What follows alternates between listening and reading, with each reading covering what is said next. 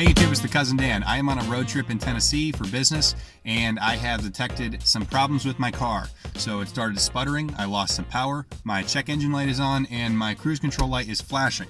So I plug in my OBD2 scanner and I found that the engine cylinder number 1 has detected a misfire. And so I know what's wrong, but let's walk through the diagnostic of it.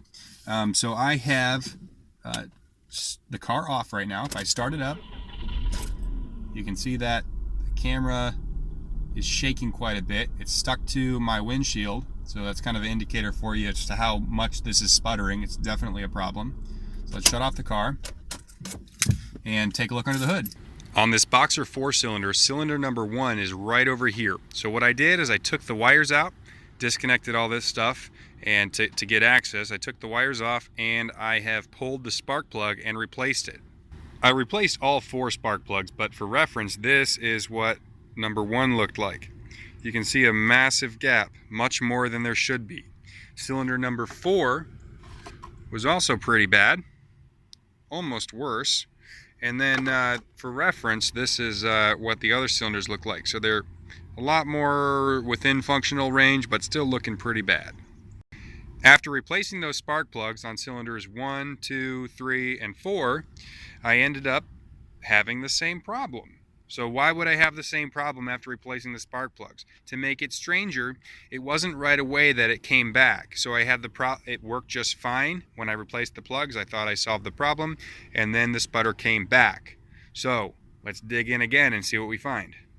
I always carry the essential tools with me, so we should be able to get this thing all the way torn down. I'm just taking off the, I already loosened that. I'm just taking off the intake here. This is the engine side of the air filter. That comes right off. Put this out of here just to give myself some room, and then we'll pull the plug out. So first let's take out this rear cylinder plug wire. I just pull on that, I can pull that thing right out of its slot, and we notice that when we look inside,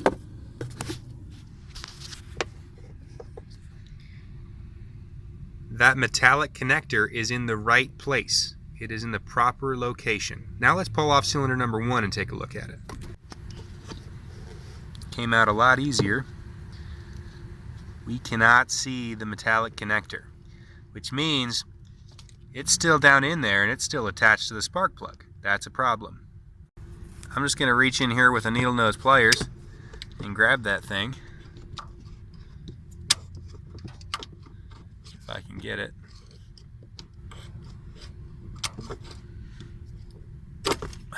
Pull it right on out of there. And there you go. That's the metallic connector that should be feeding right into that plug wire. So I've got new plug wires. In order to replace new plug wires, you really just need to pull off the old ones and match up the right length with the new one to make sure you get the right plug wire on the right cylinder. Connect them the way they were and you're good to go.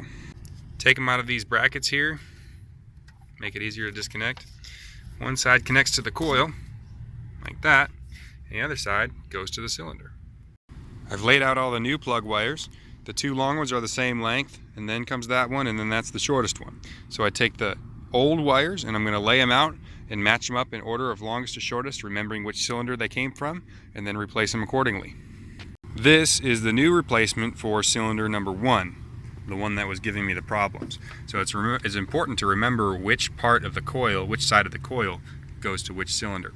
I also have some connector protection. This is dielectric grease. I'm going to put a little bit inside of there, and I'm going to put a little bit on the other end for a good solid connection. I'm actually going to connect cylinder number 3 first because it's on the bottom down here, and it'd be hard to get to with the cylinder number 1 in first. So I just push that in. I put the heat shield where it should go, right on top of that.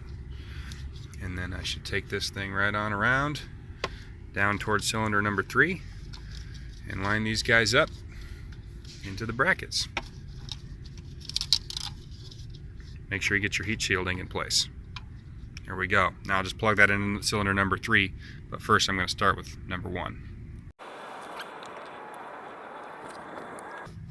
and you should feel that just click right in on top of the spark plug, just like that. Number 3 should be the same. Let's feed that back behind this hose, and I should feel it click on top of the spark plug. Put that in the hole. There we go. Nice solid connection. Very good. Now I'm just going to do that for the other side. Trace around to cylinders number 2 and 4. All the wires are in place. Let's start it up and see what happens.